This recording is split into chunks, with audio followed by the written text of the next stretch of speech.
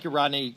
First, let me express my prayers to all of those families who are grieving as they continue to try to recover bodies in the Miami building that collapsed last week. I have a family from my district in Kenner, Louisiana, that had reached out.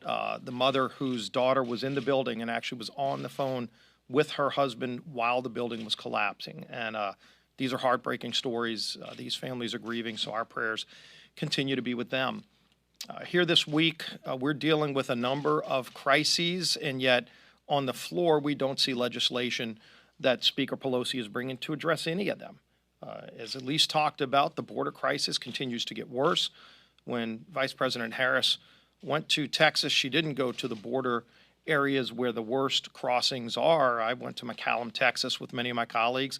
She should have gone there. She should have gone to the Donna Detention Facility. But most importantly, she should be working with our Border Patrol agents who all will tell you what they need to do to solve this crisis. And frankly, it's all things that President Biden himself did to start creating this crisis at our border. They can solve it today.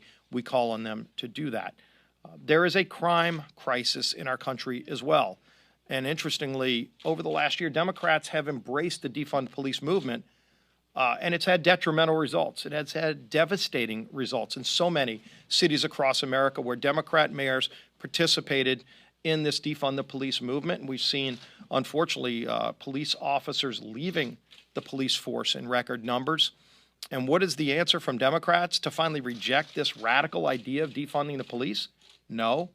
They're trying to blame Republicans now for the dumpster fire that they created. So we're going to continue to call them out on their extremist radical agenda that included defunding the police. And it's time for Democrats to admit that it was a failure when they embraced the defund police movement and start reversing it. Stop trying to blame other people. Actually own up to what you created that is causing out of control crime in our cities across America.